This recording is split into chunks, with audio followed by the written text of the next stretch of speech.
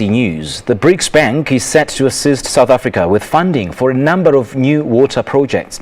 The projects, which are planned to upgrade the country's water infrastructure, will be presented to the bank next week. South Africa has been facing severe water shortages which have been amplified by aging infrastructure. SABC journalist Hasina Gori spoke to Water and Sanitation Minister Nomvula Mokonyane as World Water Week came to an end in Stockholm in Sweden. We're here at the end of World Water Week in Sweden, where issues relating to the challenges that face this vital resource have been addressed. But let's start in South Africa, where we're facing a third year of drought. Clean drinking water is part of our sustainable development goals.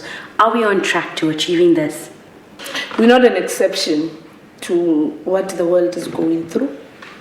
Whereas we are not in a better position compared to many nations, and therefore one of the immediate things that we need to appreciate is that in the midst of the droughts that we have gone through, millions of South Africans have embraced the call for partnership. They've embraced the call for reduction of water use, recycling and reuse, but we're not yet there where we can all be comfortable. Yes, we're going to have rains coming, but these are not the rains that are going to bring relief to what is at stake at home. In fact, we're going to have rainfalls that are now going to cause more of harm because of flooding that is going to come with the La Nina effect. And we have focused on now moving beyond what we have actually been highly dependent on. South Africa has been highly dependent on surface water, a misnomer.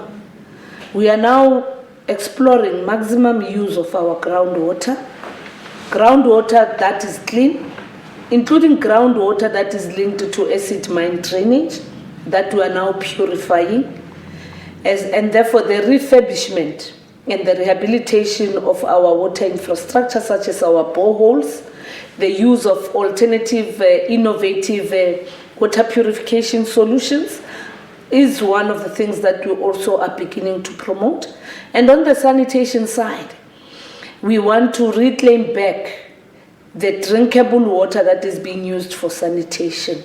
We will be starting primarily with our public facilities, and we are working together with the public departments that are dealing with building of social infrastructure, that let's promote rain harvesting, let's harvest water that goes back to the oceans because of poor catchment management. And the other thing is about investing on human capital. We've got an aging human capital capacity in South Africa, and hence the 15,000 young people on the war on leaks, our investment on research, and packaging communication and using social media to communicate with our people. The Southern African region is also facing the effects of El Nino, and we share our resources, especially with water, from our neighboring countries. We've seen countries such as Botswana who are now experiencing really bad water scarcity. How are we trying to help them also deal with these issues? Water knows no boundaries. And hence, South Africa's economic hub, Gauteng, is dependent on water coming from Lesotho. And we, as a country, are also highly dependent on shared basins with all our neighboring countries, Orange River, the Limpopo, the Great Sinku, all the stuff. The water that we are now exploring coming from Zambezi, again, it's part of what we are looking at. So what we're working on, together with our colleagues through the African Ministers Council, which is a body of Africa's Ministers for Water and Sanitation, we are complementing the work that is being done through the AU's Infrastructure Commission, chaired by President Jacob Zuma. And what we've been able to agree on is that we're taking all our national plans and integrate them into a continental infrastructure plan, go out to the world like we are here in Stockholm and demonstrate the bankability of the projects that we have.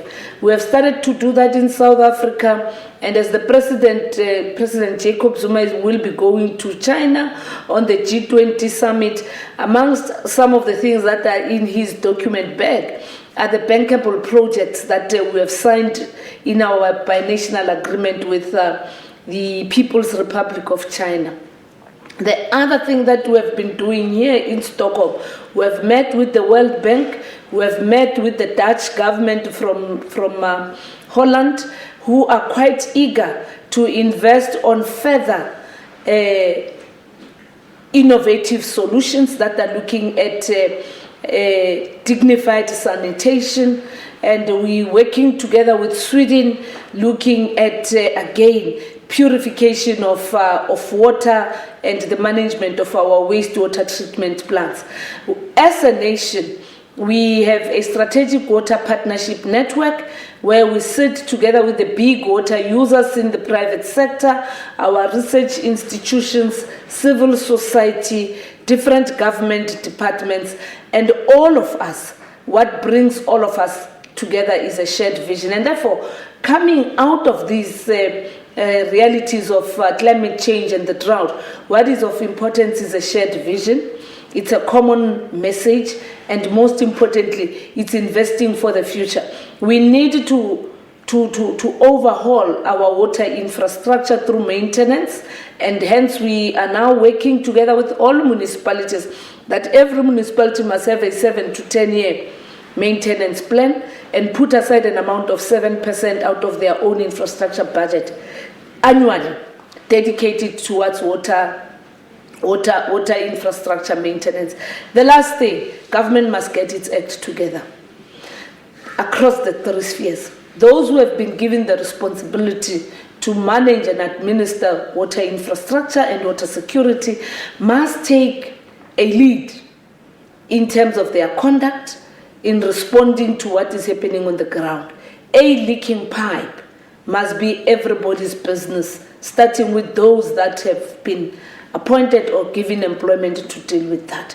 A burst pipe must be everybody's business.